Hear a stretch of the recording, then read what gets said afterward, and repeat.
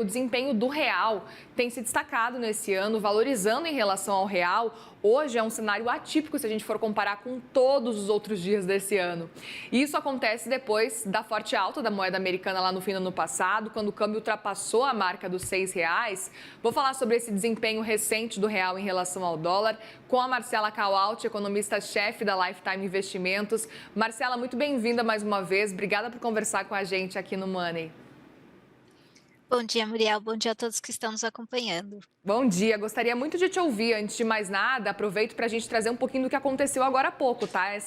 Esse anúncio da Lei Magnitsky aplicada também à esposa de Alexandre de Moraes. A gente viu ações do Banco do Brasil começando a ampliar essa queda. Para além disso, o dólar que também está ampliando uma queda, caindo um pouquinho mais aí nos últimos minutos. Faz sentido esse desempenho a partir do que a gente tem visto, além dessa aplicação de Alexandre de Moraes agora também com a esposa dele? Como é que você avalia esse cenário? Faz sentido sim. Na verdade, depois que a gente viu a aplicação dessa lei, né, essa novidade que a gente teve agora de manhã, a gente viu a potencialização de movimentos que já estavam acontecendo desde as aberturas do mercado, né? O dólar já estava ali perdendo, a nossa moeda já estava perdendo um pouco de valor em relação ao dólar logo de manhã. Isso porque a gente tinha algumas questões domésticas importantes, e aí eu quero destacar uma ação na bolsa de valores que já estava perdendo já estava, né, caindo desde o começo do dia, e também a pesquisa Focus, que indicava que a nossa taxa Selic deve chegar no final do ano que vem um pouco mais abaixo do que estava sendo esperado na semana passada. O investidor estrangeiro, quando ele decide entrar no país, né, e aí isso aumenta a demanda pela moeda, ele sempre pondera o risco-retorno. Então a gente estava ali com o ambiente de um pouquinho mais de risco no cenário doméstico e com expectativa de retorno um pouco menor.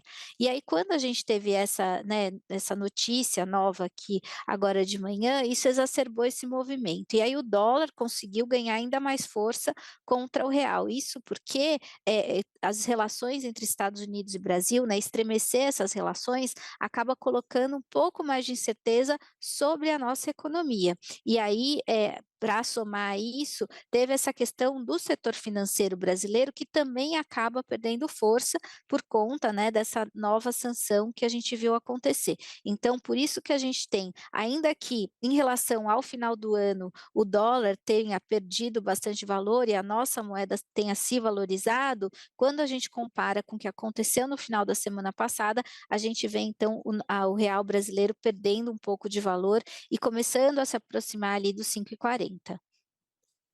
Aproveito para te perguntar um pouco sobre esse cenário do dólar como um todo, porque você mesmo trouxe essa ideia dos 5,40. A gente viu um dólar recentemente, durante o dia, inclusive chegando a 5,29 por aí nas últimas semanas.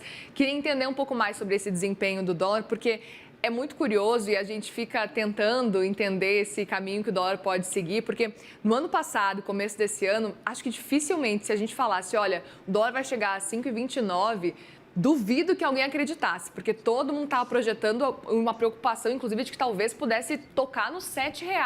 A gente com o dólar acima de R$ 6 e subiu muito rápido no final do ano passado para o começo desse ano. Queria entender um pouco mais sobre o que fez com que o dólar começasse a mudar. A gente pode falar que teve mais relação com o que aconteceu lá fora do que aqui dentro, porque a gente trouxe quase, acompanhando principalmente no final do ano passado, foi quase como uma junção de fatores. Teve eleição de Donald Trump no ano passado para subir o dólar, foi eleição de Donald Trump e especificamente a preocupação com o risco fiscal, com o governo anunciando a questão da isenção do imposto de renda também lá no fim do ano passado.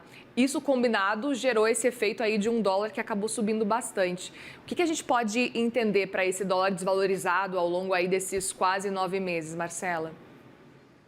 A gente teve uma mudança de cenário bastante relevante que fez com que o dólar desafiasse o consenso ao longo de todo o ano de 2025. Voltando então para 2024, a gente tinha lá atrás uma crise de confiança que tinha muito a ver com fatores domésticos. E eu quero destacar aqui a questão fiscal, justamente porque a gente teve uma frustração naquele pacote de gastos que veio acompanhado com isenção de impostos, e a gente tinha também incertezas relacionadas à política monetária. O novo presidente do Banco Central estava prestes a assumir e a gente não sabia como é que seria, o comportamento dele ali e de que forma o Banco Central agiria.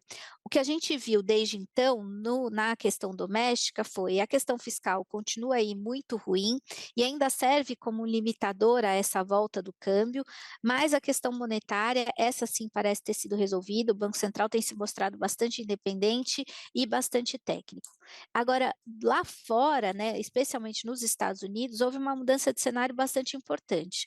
Todo mundo esperava que haveria várias divulgações em relação a políticas protecionistas norte-americanas, mas essas políticas vieram com divulgações bastante erráticas e tanto com extensão geográfica quanto alíquotas muito maiores do que estavam sendo esperadas. Isso levou a, né, algumas incertezas em relação à economia americana e o dólar americano tem tido a pior performance em muito tempo. Isso acabou ajudando a nossa moeda. E acabou ajudando outras moedas também, né, o euro também acabou se beneficiando em relação a isso.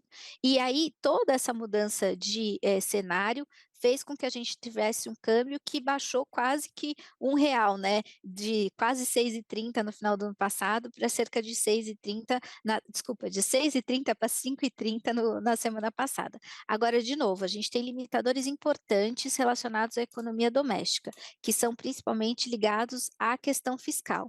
E quando as incertezas internacionais começam a chegar por aqui, e aí a incerteza, né, o imbróglio comercial também se confunde com o imbróglio jurídico, aí a gente pode também ter um outro limitador, e é isso que a gente viu puxar essa moeda da semana passada para agora.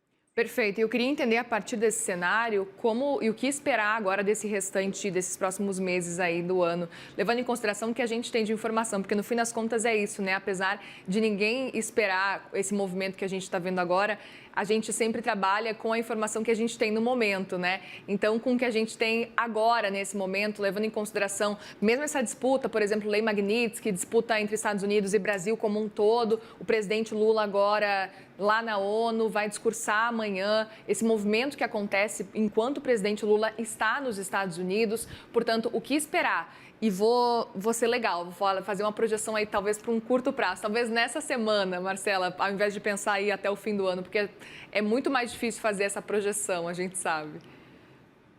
Olhando então para o curto prazo, que de fato é mais fácil, né, a gente deve ter sim o dólar um pouco mais alto do que na semana passada.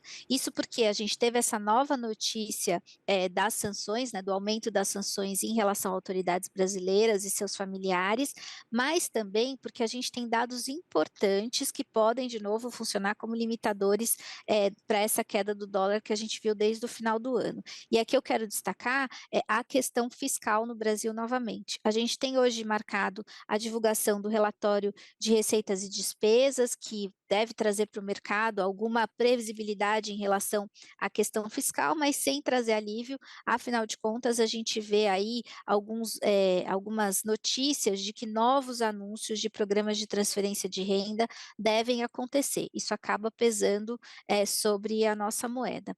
Olhando mais para frente, né, o consenso de mercado, e aí expressado pela pesquisa Focus, ainda é de que o dólar está no patamar muito baixo, né? A nossa moeda está muito valorizada e deve voltar ali para um patamar mais perto de 5,50. Isso é o que a pesquisa Focus indica e também me parece razoável, justamente por conta desses limitadores. Além disso, o mercado começa a esperar que essas incertezas em relação à política internacional americana, especialmente falando das relações com a China, podem se acomodar. Se isso for verdade, tudo isso que puxou o dólar muito para baixo começa a se dissipar e aí a moeda americana ganha força frente às demais divisas, inclusive o real brasileiro. Muito bem, Marcela Caualt, economista-chefe da Lifetime Investimentos, sempre muito bom te receber aqui. Obrigada mais uma vez pela conversa e boa semana aí para vocês. É sempre um prazer, boa semana a todos. Obrigada, Marcela.